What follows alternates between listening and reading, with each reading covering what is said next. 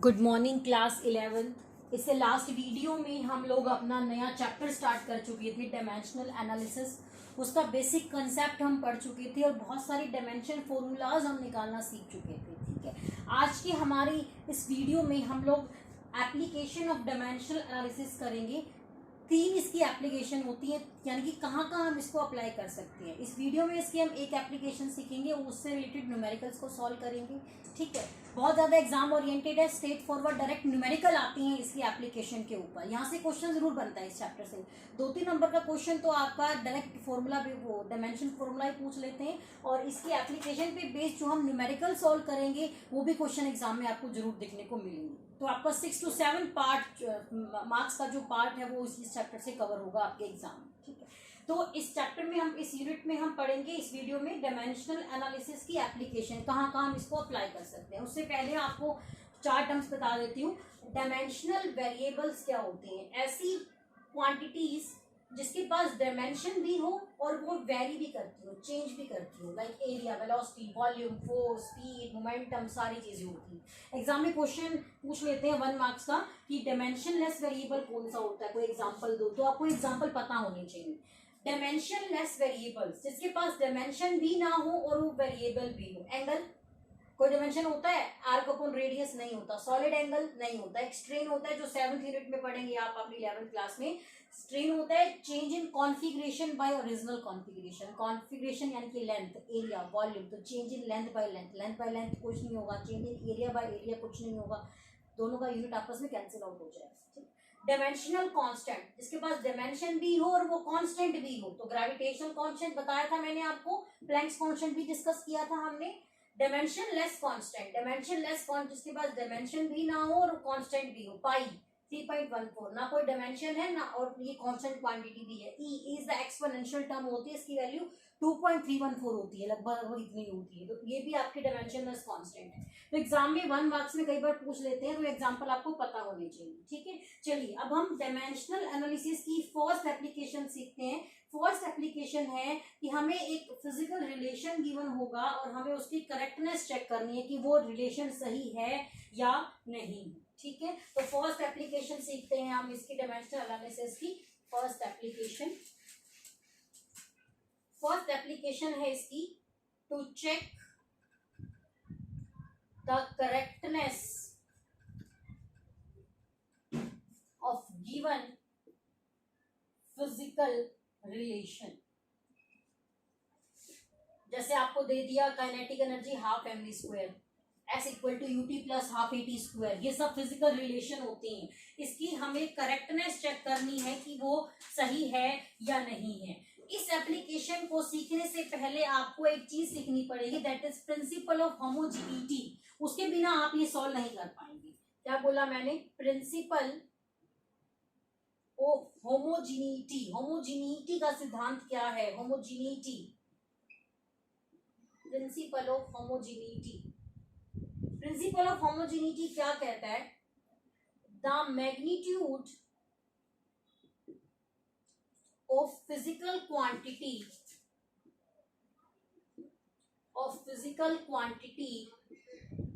may be added together or subtracted from one another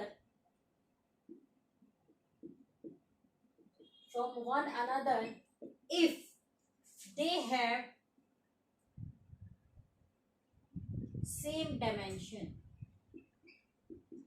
principle of homogeneity क्या कहता है आपको कि दो टर्म्स को आप, दो फिजिकल क्वांटिटी के मैग्नीट्यूड को आप तभी ऐड और सब्ट्रैक्ट कर सकते हो अगर उनका डायमेंशन सेम है। तो यानी कि केजी के अंदर केजी ऐड होगा, केजी के अंदर मीटर ऐड नहीं हो सकता, मीटर के अंदर मीटर ऐड होगा, मीटर के में से मीटर माइनस होगा, किलोग्राम में से किलोग्राम माइनस, मल्टीप्लाई हो सकते हैं। मास और वेलोसिटी मल्टीप्लाई होकर आपको मोमेंटम देता है, मल्टीप्लाई हो तो रहे हैं, लेकिन आप उन चीजों को ऐड नहीं कर सकते हो, सब्ट्रैक्ट भी नहीं कर सकते हो। तो सेम चीज से सेम चीज ऐड होती है, सेम चीज में सेम चीज सब्ट्रैक्ट होती है।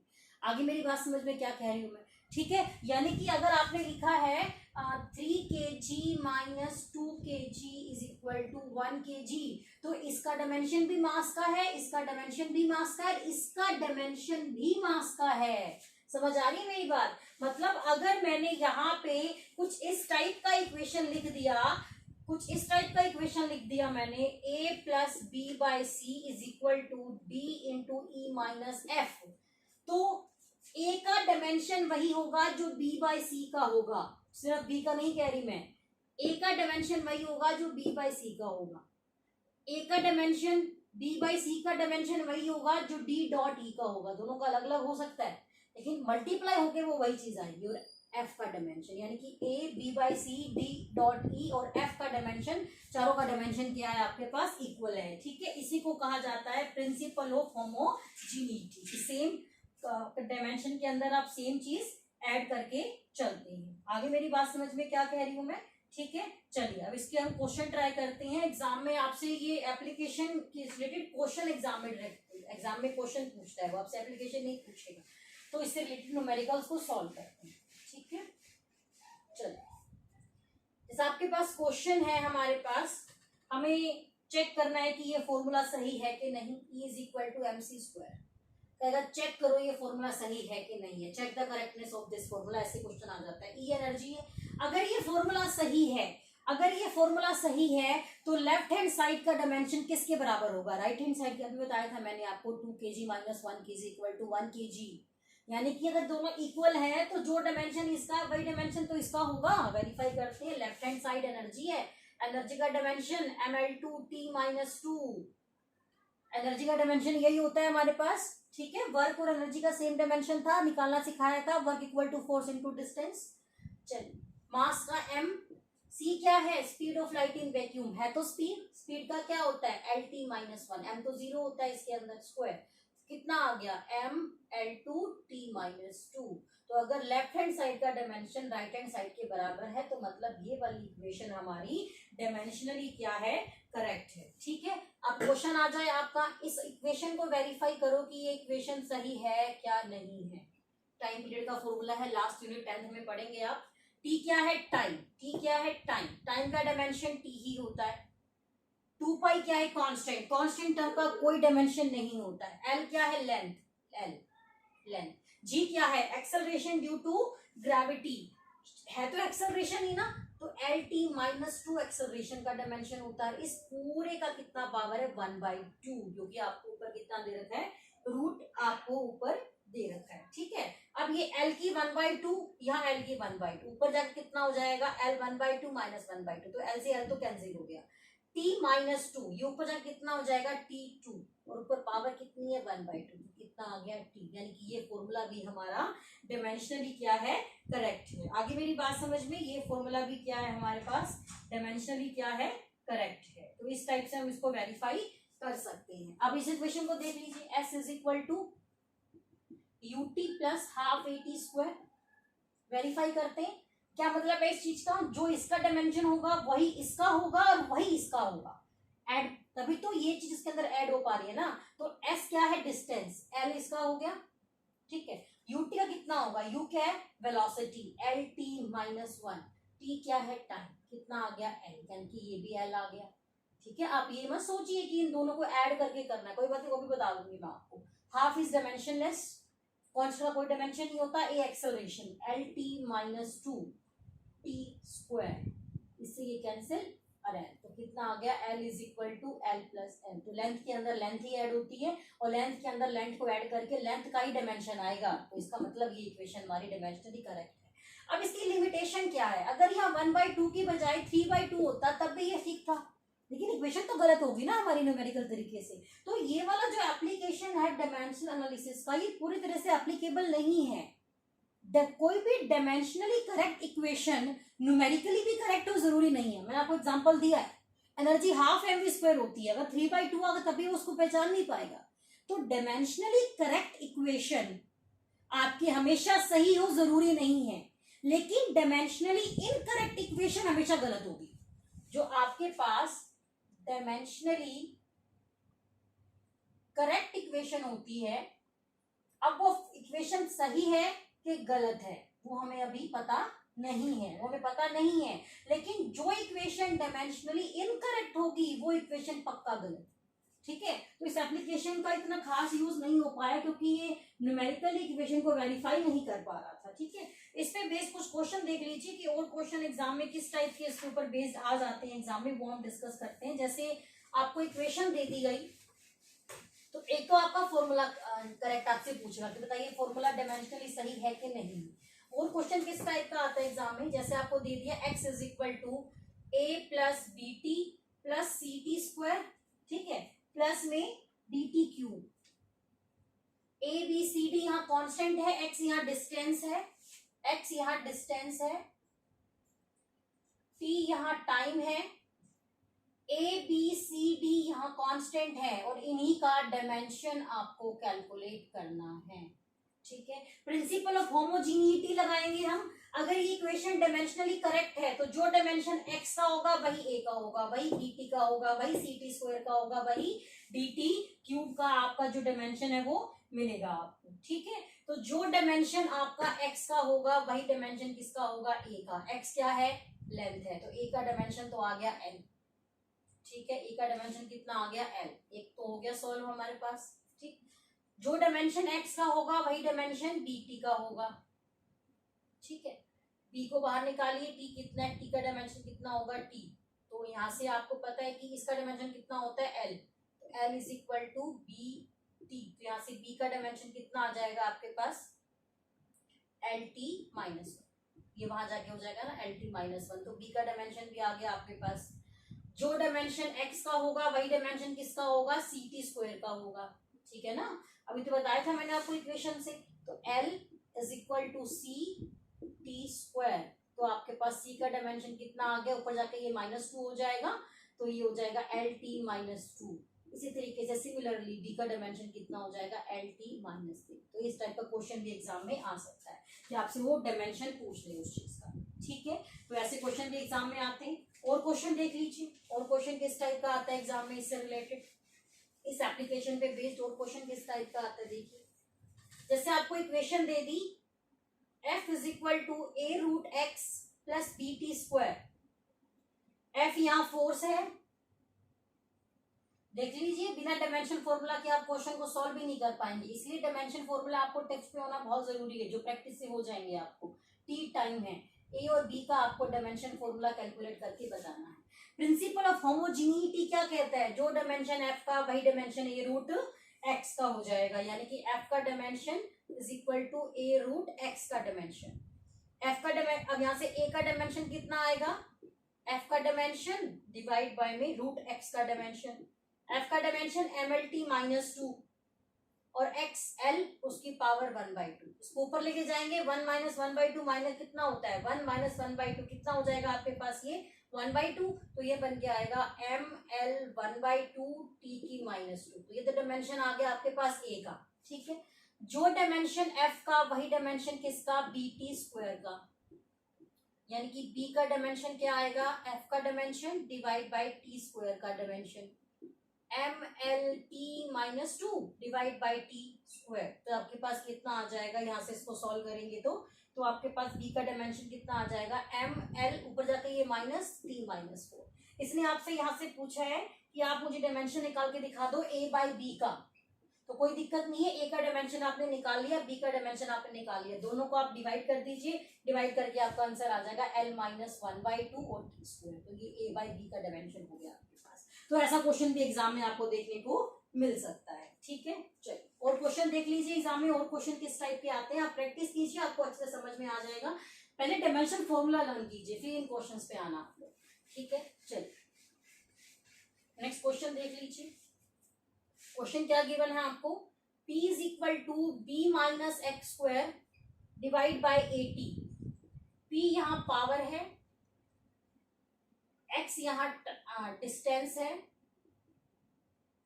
t यहाँ टाइम है, और a और b का आपको डायमेंशन जो है वो कैलकुलेट करना है, a और b का नहीं, a क्रॉस b का डायमेंशन आपको कैलकुलेट करना है। ठीक है, उसके लिए पहले आपको पावर का डायमेंशन निकालना पड़ेगा। पावर क्या होता है, एनर्जी बाय टाइम, पावर होता है एनर्जी बाय टाइम, एनर्जी क्या होता है, एनर्जी होता है Ml2T-2 और ये T, तो कितना आ जाएगा Ml2T-3। ये डायमेंशन फॉर्मूला आ गया पावर का, ठीक है।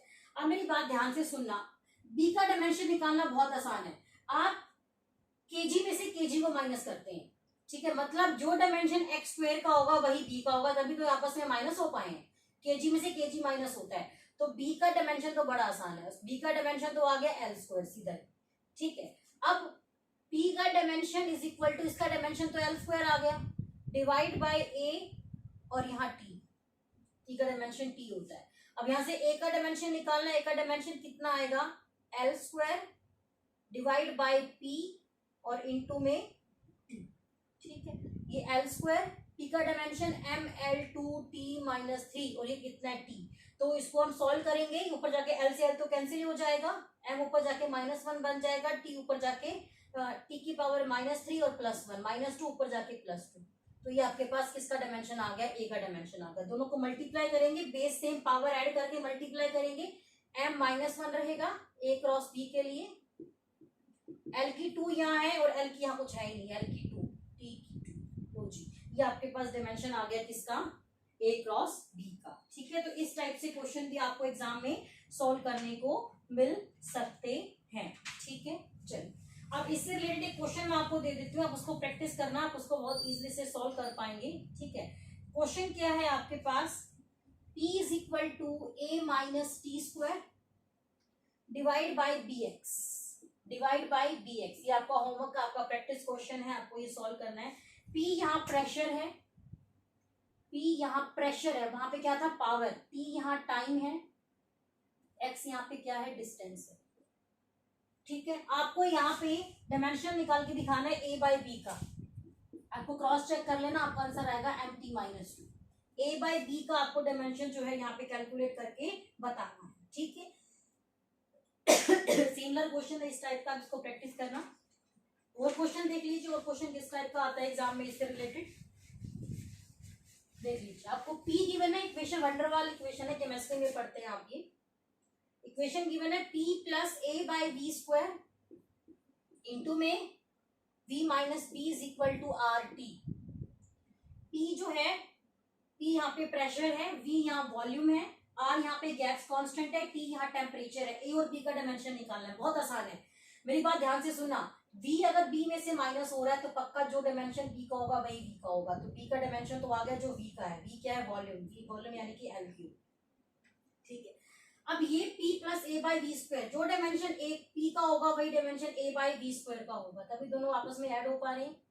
सेम चीज में सेम चीज आपकी ऐड सब्ट्रैक्ट होती है, तो ए का डायमेंशन कितना आ जाएगा P V square sorry, P क्या है प्रेशर, प्रेशर का आपको पता है Ml-1 T-2, V क्या है वॉल्यूम L क्यूब और उसका स्क्वायर, क्योंकि ये V स्क्वायर है, तो उसको सॉल्व करके आपका आंसर आएगा L-1 और L की यहाँ पे सॉल्व करेंगे तो आ जाएगा L की 5 आ जाएगा, 3 to the 6 -1 5, L5 और T कितना है -2, ये डायमेंशन किसका आ गया A का, ये किसका आ गया B का। अब आपसे A क्रॉस B पूछे, A बाई B पूछे, आप सिंपली सॉल्व करके दिखा सकते हैं इस क्वेश्चन को। आगे मेरी बात समझ में क्या कह रही हूँ मैं, ठीक है।